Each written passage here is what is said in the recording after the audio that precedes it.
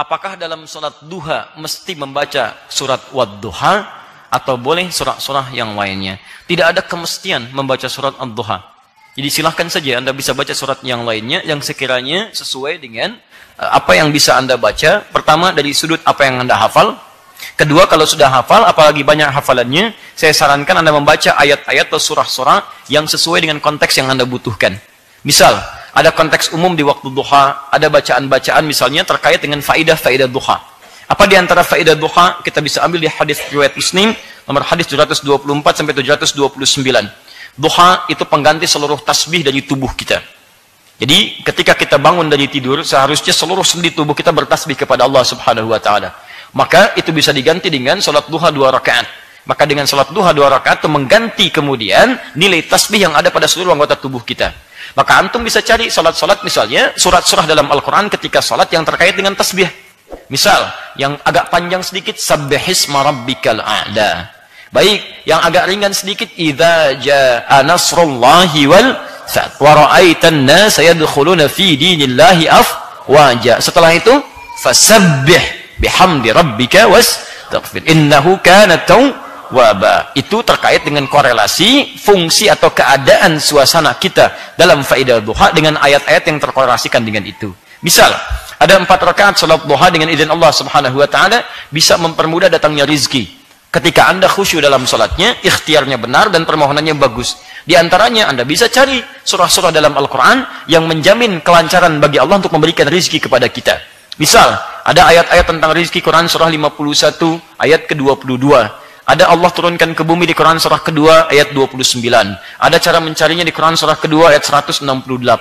Ada mempercepat carinya dengan iman sehingga datang dari Allah dengan cepat Quran surah kedua ayat 172. Ada lebih cepat lagi dibuka rizki di langit dan di bumi Quran surah 7 ayat 96. Ada lagi dibuka dari kesulitan rizkinya datang dari sisi yang tidak kita duga Quran surah 65 ayat akhir ayat kedua sampai dengan awal ayat ketiga sampai awal ayat keempat. Ada semuanya. Ya, tinggal antum cari, keluarkan ayat-ayatnya sesuai dengan kebutuhan kita. Jelas? Ada misalnya salat duha yang ketika ditunaikan itu bisa membebaskan kita dari musibah-musibah umum yang mungkin kita alami. Musibah umum, bukan musibah yang harus menimpa kita secara khusus. Misal, di luar macet, orang lain macet, antum tiba-tiba bisa diarahkan. Pak, jangan lewat sini Pak, sini nggak bagus jalannya, antum ke sini aja. Bisa terjadi. Ada misalnya pekerjaan bahaya untuk antum. Ya, Pak, jangan ikut yang proyek ini Pak. Kenapa? Pokoknya Bapak nggak usah deh, nggak cocok buat Bapak. Bilangnya nggak cocok, padahal mungkin di sana ada yang bisa menjauhkan antum dari Allah Subhanahu wa taala. Kalau bukan Allah yang berkehendak, mustahil antum begitu. Antum masuk ke rumah makan, tiba-tiba di tempat makan itu masih samar-samar misalnya, nggak ada label halalnya. Taunya masuk aja makan mie, Masya Allah. Begitu sudah selesai makan, antum tanya, Pak, enak sekali. Oh iya, kan pakai minyak babi, misalnya. Antum sudah nggak bisa mengelak. Tapi ada orang-orang tertentu ketika datang, Pak, maaf, ini nggak cocok buat Bapak. Kenapa? Nggak usah ditanya, Pak. Ah, kenapa? Nggak usah ditanya. Kenapa? Tidak. Itu akan diarahkan. Di sini ada B-nya, Pak. Nggak cocok buat Bapak. Siapa yang memberikan petunjuk pada lisan orang ini untuk bisa mengarahkan antum pada sisi yang lain? Nah, sholat duha, salah satunya bisa meningkatkan kualitas kedekatan antum dengan Allah supaya tidak dijaga dari perbuatan yang buruk. Antum bisa jaga kepada Allah, minta lewat surat-surat tertentu. Misal, surat tentang musibah diberikan kesabaran, Quran surah kedua, ayat 155 sampai dengan 157.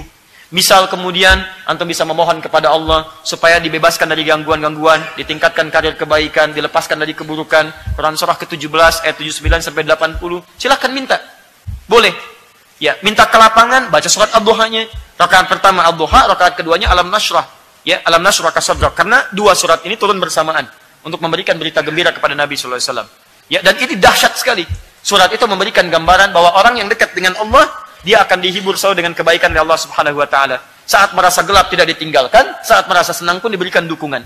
Ya, wadduha, demi indahnya cahaya duha, nikmatnya yang engkau bisa rasakan. Demi kalau kita balikan ke dalam kata kiasan, dalam bentuk terjemahan balaghah, kita katakan wadduha, demi kehidupan kamu yang hadir dengan kenikmatan, seperti kamu nikmat mendapatkan cahaya duha. Walaili idza saja, ataupun saat kamu merasakan duka yang luar biasa sampai kamu membuat gelap mata seperti kamu mendapatkan kegelapan di waktu malam. Ma wadda'aka rabbuka wa ma qala, yakinkan pada dirimu dalam suasana nikmat ataupun kamu gelap, saya tidak akan pernah meninggalkanmu, kata Allah. Jelas ya? Jadi kalau antum bacakan kalimat-kalimat itu, mohonkan kepada Allah, pahami artinya, rasakan dahsyat maknanya, maka ketika antum mohonkan dengan bahasa yang kuat, disitulah kalimat Allah diberikan kemudian jawaban-jawaban terbaiknya. Paham sampai sini? Taib. Witir setelah tahajud, boleh. Boleh. Ya, dan itu dianjurkan setelah selesai tahajud, antum witir. Dalilnya banyak di sini. Misal hadis riwayat Muslim nomor hadis 149 dari Ibnu Umar radhiyallahu taala anhuma. Kata Nabi, salatul laili masna masna. Kalau Anda ingin tunaikan salat malam, maka tunaikanlah mulai dengan 2 rakaat dulu. Nabi memberikan gambaran pada pemula ingin salat malam. Ayo, jangan dulu langsung 11, tidak, mulai 2 dulu. Tingkatkan 2 lagi, tingkatkan 2 lagi. Fa idza khasya ahadukumul fajra, ketika antum tunaikan sudah mendekat kepada fajar, alhamdulillah.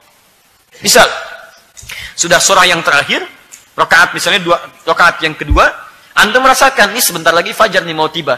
Maka kata Nabi, falyutir raka'atan wahidah. Maka segeralah tutup dengan 1 rakaat witir. Di sini witir disandingkan dengan salat tahajud. Jadi utama ketika antum tahajud, bisa juga tutup dengan witir. Ini keutamaannya. Paham sampai sini? Maka itu dalil yang paling baik, saya kira, untuk menunjukkan bahwa salat witir dirangkaikan dengan salat tahajud. Allah Ta'ala a'lam bissawab.